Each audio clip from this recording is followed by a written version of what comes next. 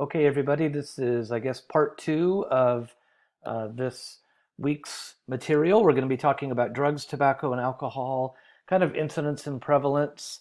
Uh, and you guys all participate, or many of you participated in my Survey Monkey, so I'll show you the results of that at the end of this presentation. Um, Illegal drug use prevalence, United States, some pretty interesting statistics.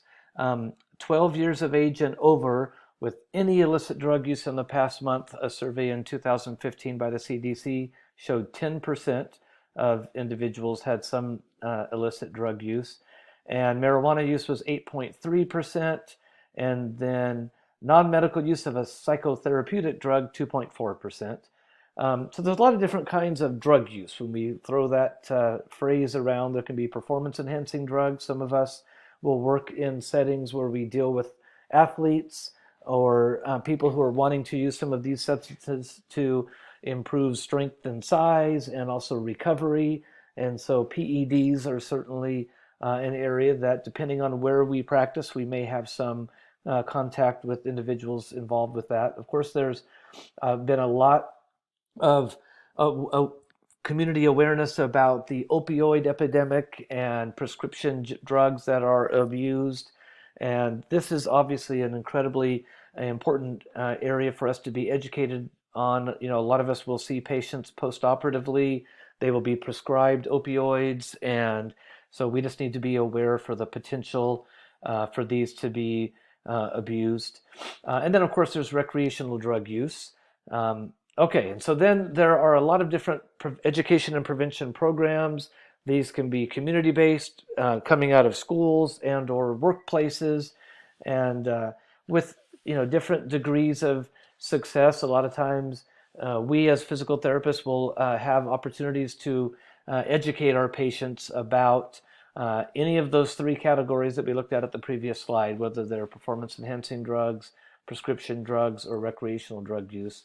These areas may come up in our practice, and we want to be educated and prepared to help. Alcohol use, prevalence from the National Institutes of Health study indicated that basically 30% of 15-year-olds indicate that they've had an alcoholic drink. 7.1 million people between the ages of 12 and 20, also almost 20%, reported drinking alcohol in the last month, a little bit higher for females than males. And then full-time college students aged 18 to 22, over 50% reported consuming alcohol.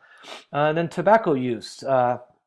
Interestingly, these numbers have changed quite a bit with the advent of e-cigarettes. And you see now, surprisingly, overall, 23% of high school students report using some sort of tobacco product. And by far, the highest percentage of those types of tobacco product are electronic cigarettes.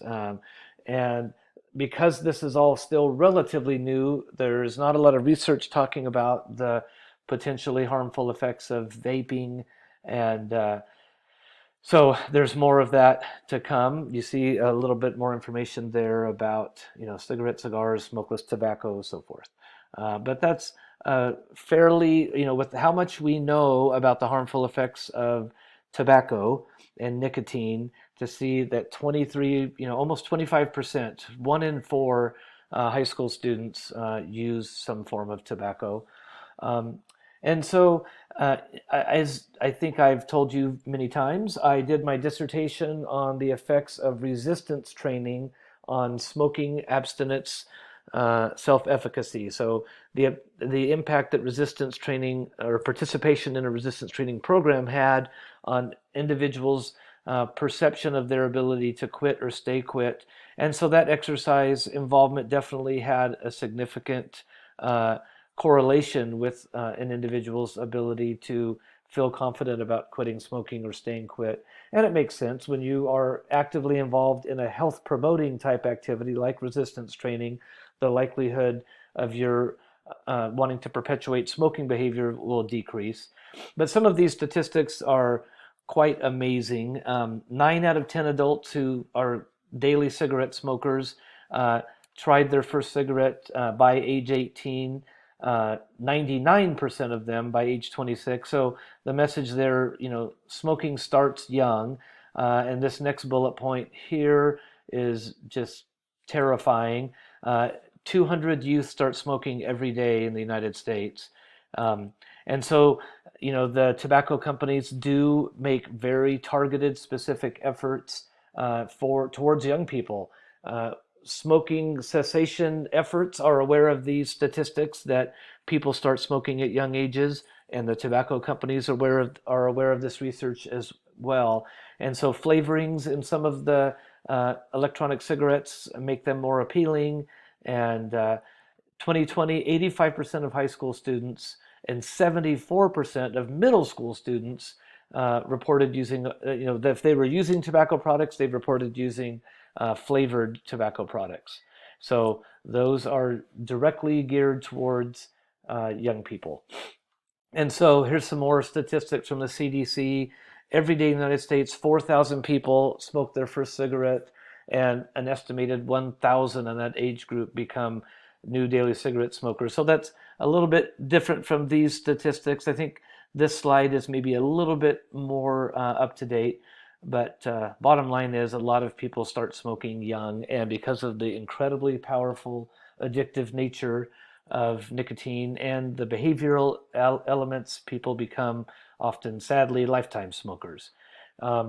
Also, with some of my research, I was amazed to see, the social norms in media, how in all different types of music videos, movies, and so forth, where smoking behavior is portrayed as accepted and normal.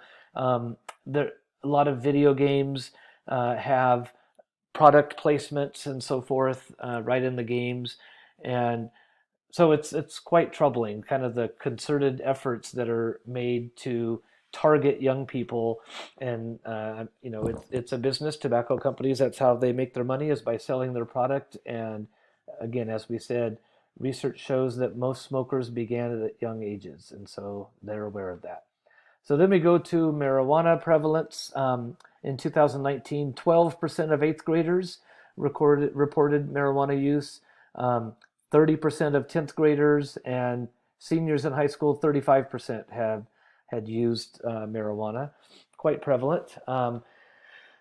More recently, as legislation is changing on a statewide level, and there are efforts to legalize marijuana on a federal level. That has not happened yet, but there are efforts to do that. And so with the increased availability of edibles, a lot of people not overdose, but they take more THC than they were expecting to.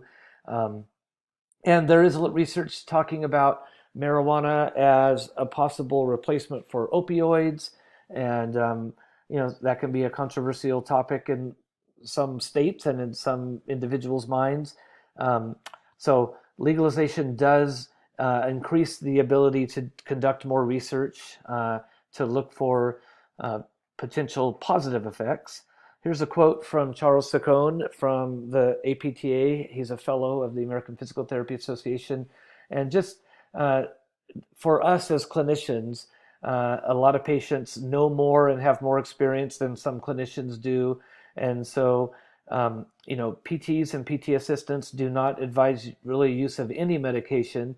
Dr. Saccone is indicating that we should be able to educate patients on reported benefits of marijuana, as related to chronic pain, spasticity reduction, and nausea reduction, as well as potential adverse effects. So it's obviously something that is happening in our country, some states more than others, and regardless of our personal opinions on the topic, we need to be educated so that we can at least provide our patients with legitimate information.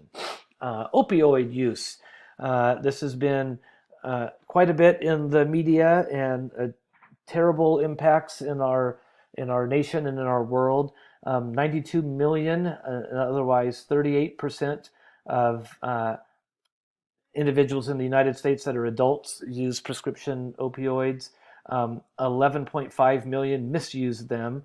And so it's very prevalent. You've maybe heard stories about the athlete who sustains musculoskeletal injury, maybe has surgery, is prescribed opioids, and sadly that can lead to death. That can lead to overuse of opioids, which then goes to heroin use, and so it can be a very destructive influence in the lives of many individuals.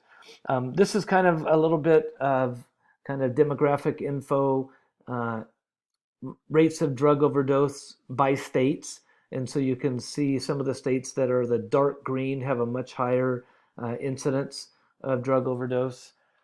Interesting stuff. So then we'll look at kind of your responses to our survey. Youth tobacco use being a problem. The majority of the class said that was a moderate problem. Youth alcohol use, kind of the same thing, although everybody pretty much thought it was a problem on some level, and almost the entire class moderate to major problem.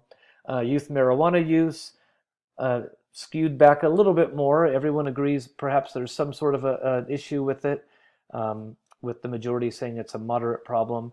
And as a PT, how concerned are you about marijuana use in your patients? So interestingly, we had a third of the class say not concerned at all, and the majority saying it's a minor concern.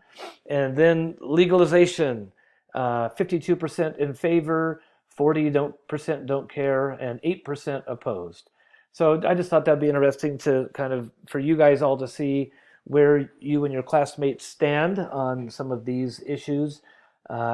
Typically what I do when we have this lecture in person is kind of go around the room and just talk about availability and incidence of different types of drugs in your high schools or in your colleges. And year after year, the trends are that pretty much everything is available on high school campuses and certainly college campuses. And if someone's looking for any kind of drug, it's there. So that's not shocking. We kind of knew that. But what I've been giving this lecture maybe for 9 years or so, and definitely that availability seems to be increasing every year. There's just more available. And so as physical therapists, once again, we have a unique voice in our communities to educate our patients and our communities and help them see the benefits of exercise and activity and the detrimental effects of some of these other behavior choices. So thank you very much, and that will conclude this lecture.